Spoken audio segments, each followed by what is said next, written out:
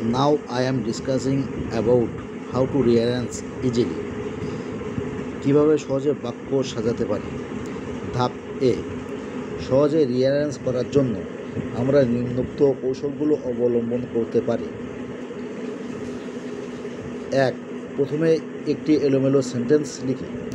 Milk us the cow gives. 2 নম্বর, এবার এলোমেলো শব্দগুলোর সরল বাংলা অনুবাদ করি। দুধ আমাদের টি গরু দেয়। 3 নম্বর, এবার উপরের এলোমেলো বাক্যটির সরল বাংলা অনুবাদ করি। গরু আমাদের দুধ দেয়। গরুটি হবে না, কারণ দ্য কাউ দ্বারা গরুটি না বুঝিয়ে গরু জাতি বোঝানো হয়েছে। 4. এবার উপরের বাক্যটির ইংরেজি অনুবাদ করি। The cow gives us milk. ধাপ বি, প্রথমে একটি এলোমেলো সেন্টেন্স লিখি। উইল প্লে ফুটবল দেই। 2 নম্বর, প্রদত্ত সেন্টেন্সটি সাবজেক্ট, ভার্ব ও অবজেক্ট বের করতে হবে। প্রদত্ত বাক্যটির সাবজেক্ট দেই, verb will play, object football. এবার ইংরেজি সেন্টেন্স এর স্ট্রাকচার অনুযায়ী প্রথম সাবজেক্ট, তারপরে ভার্ব, তারপর অবজেক্ট লিখতে হবে। তাহলে প্রদত্ত সেন্টেন্সটির সঠিক সাজানো হলো দেই উইল প্লে ফুটবল। এখানে দেই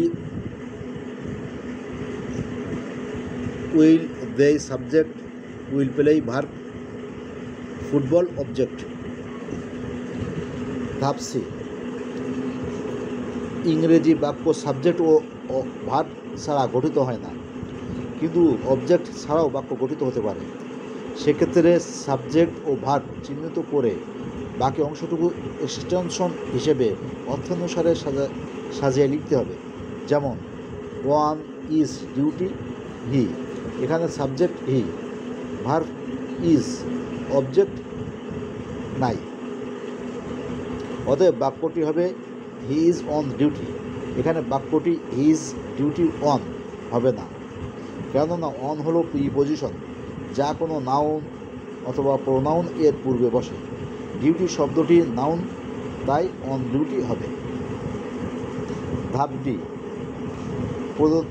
প্রদত্ত এলোমেলো বাক্যটি পড়ে যদি মনে হয় বাক্যটি সিম্পল সেন্টেন্স নয় বরং কমপ্লেক্স সেন্টেন্স, সেক্ষেত্রে কমপ্লেক্স সেন্টেন্সটির প্রিন্সিপাল ক্লজ আগে লিখে পরে সাবঅর্ডিনেট ক্লজটি লিখতে হবে। যেমন know you that are I culprit. বাক্যটির শাব্দিক ইংরেজি অনুবাদ হলো নো জানি, ইউ তুমি, দ্যাট যে, আর হও আই আমি, কালপ্রিট দোষী। উপরের বাক্যটিকে দুভাবে অনুবাদ করা যায়। এক তুমি জানো যে আমি হই দোষী। 2 আমি জানি যে তুমি হও দোষী।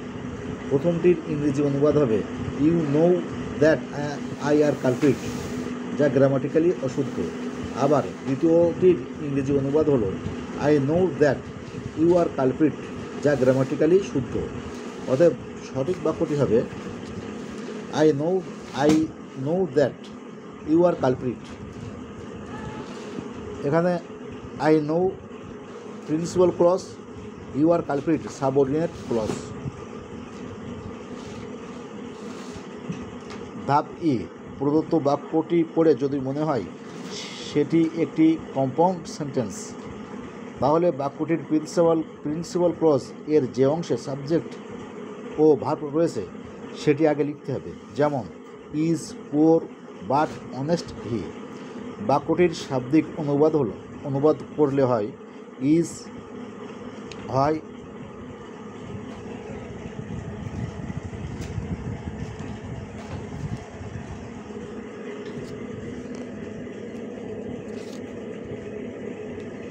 ইজ হয় পুওর দরিদ্র, বাট কিন্তু, অনেস্ট সৎ। বাক্যটিকে দুভাবে সাজানো যায়। 1 সে হয় সৎ কিন্তু দরিদ্র। 2 সে হয় দরিদ্র কিন্তু সৎ। প্রথম বাক্যটির ইংরেজি অনুবাদ হলো he is honest but poor. বাক্যটি গ্রামাটিক্যালি সঠিক হলেও ভাবের মিল হয়নি। দ্বিতীয় বাক্যটির ইংরেজি অনুবাদ হবে he is poor but honest. দ্বিতীয় বাক্যটি গ্রামাটিক্যালি বিশুদ্ধ ও ভাবের মিল রয়েছে। অতএব সঠিক বাক্যটি হবে he is poor but he is honest. He is poor but honest, এখানে হি ইজ উজ্জ্ব থাকবে।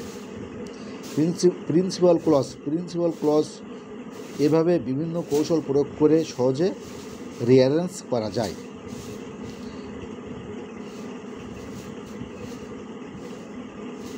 So I have discussed about the rearrange system, which is very easy and grammatically right. For this reason, you have to memorize these rules and you have to rearrange grammatically, then you will get full number.